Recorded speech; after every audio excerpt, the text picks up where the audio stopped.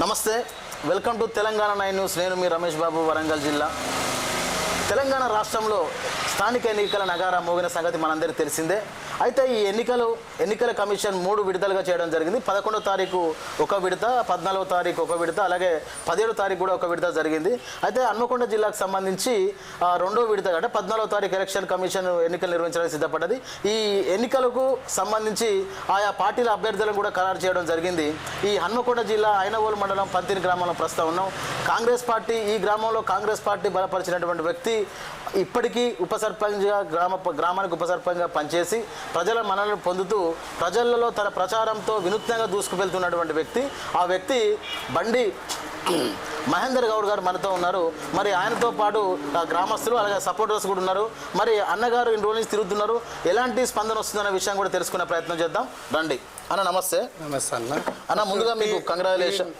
TV 9కు అందరికీ నమస్కారం అన్న. మీరు వచ్చాం, చాలా సంతోషం అన్న. మేము విన్నదాని ప్రకారం మీరు చిన్నప్పటి నుంచి కూడా చాలా కష్టపడి పైకి వచ్చినాను. అసలు మీ కుటుంబ నేపథ్యం ఏంది? మేము గీతా కార్మికుడు, నాన్న గీతా కార్మికుడు, తాళ్ళు ఎక్కేది అన్న. కష్టపడి పైకి వచ్చినాం. కళ్ళు అమ్ముకొని గౌడ వృత్తి చేసుకుంటా మా చదివించుకుంటూ వచ్చిండు. గౌడ సంఘం కళ్ళు గీక్కుంటా బతికే ఫ్యామిలీ మాది, చిన్న ఫ్యామిలీ.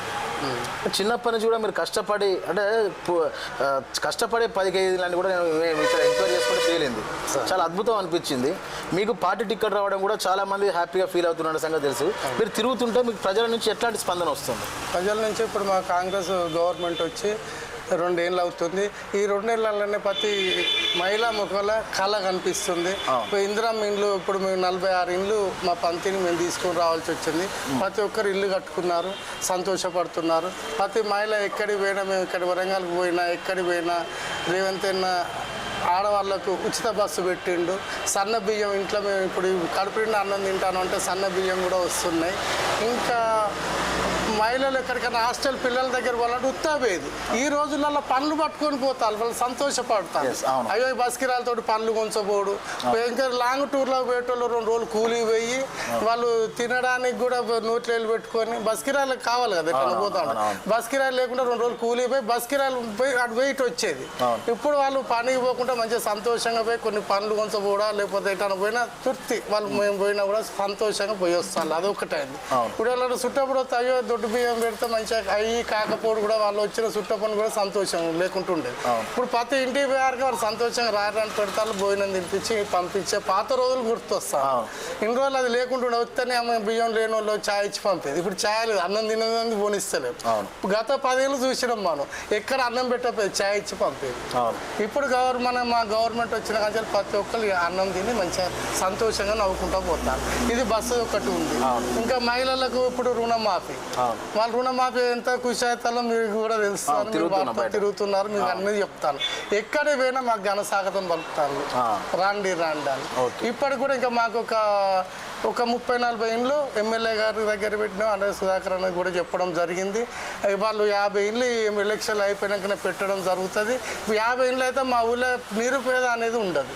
పర్ఫెక్ట్ ఇల్లు కట్టించిన పేరు కాంగ్రెస్ ప్రభుత్వాన్ని దక్కుతుందని ఒకటి ఉంది. ఇంకోటి అన్న, ఇప్పుడు మీకు పార్టీ నుంచి ఎలాంటి మద్దతు వచ్చింది? పార్టీ నుంచి మాకు ఫుల్ మద్దతు ఉన్నది. ఫస్ట్ జనాల నుంచి ఆహ్వానం వస్తాను, రండి మీ కాంగ్రెస్ టికెట్ వచ్చి మీ అదృష్టం. ఈ అదృష్టాన్ని మీకు ఉంచాలి. ఇంకా మాకు కొంచెం పనులు కావాలి. 100% వాళ్ళు అడగక ముందే రేషన్ కార్డులు ఇచ్చినాం. రేషన్ కార్డులు ఏ గవర్నమెంట్ ఇవ్వాలి.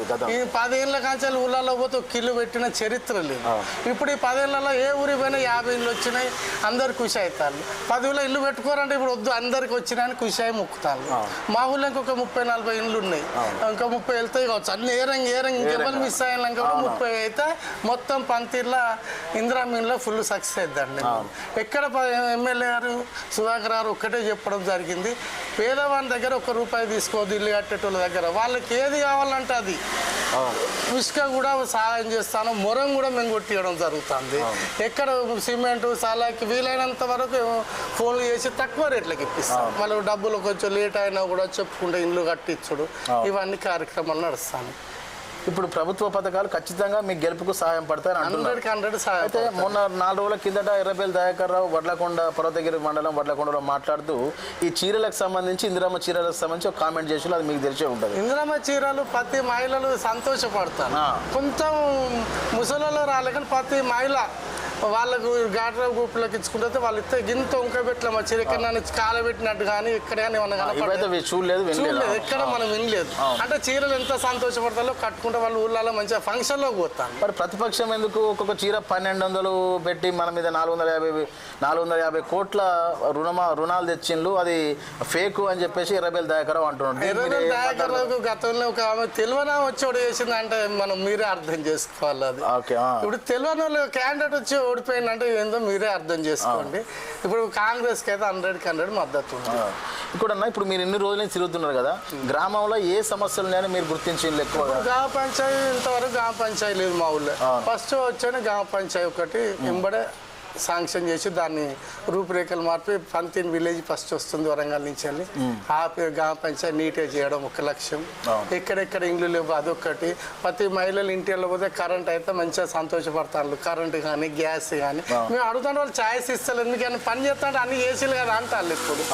ఇప్పుడు కాంగ్రెస్ ప్రభుత్వం వేయండి మీరు అన్ని చేసిలా ఇంకేం చేస్తామని సంతోషపడుకుంటే వాళ్ళు ఓట్లు వేయడానికి ముఖం నవ్వుకుంటా ఓట్లు వేస్తారు.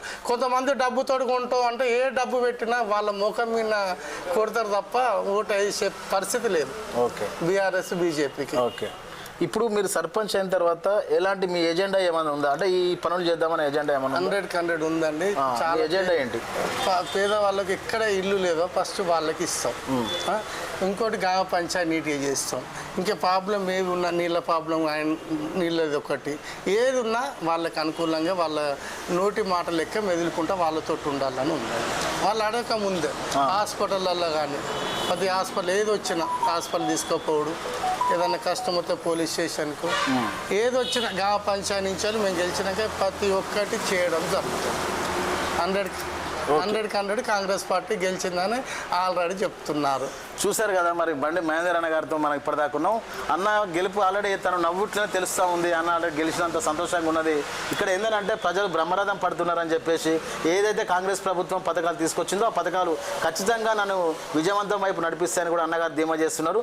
మరి మరొకసారి అన్నగారితో సర్పంచ్ అయిన తర్వాత మరొకసారి కలిసే ప్రయత్నం చేద్దాం. అప్పటి వరకు మీరు చూస్తూనే ఉండండి తెలంగాణ 9 న్యూస్. నేను మీ రమేష్ బాబు, వరంగల్.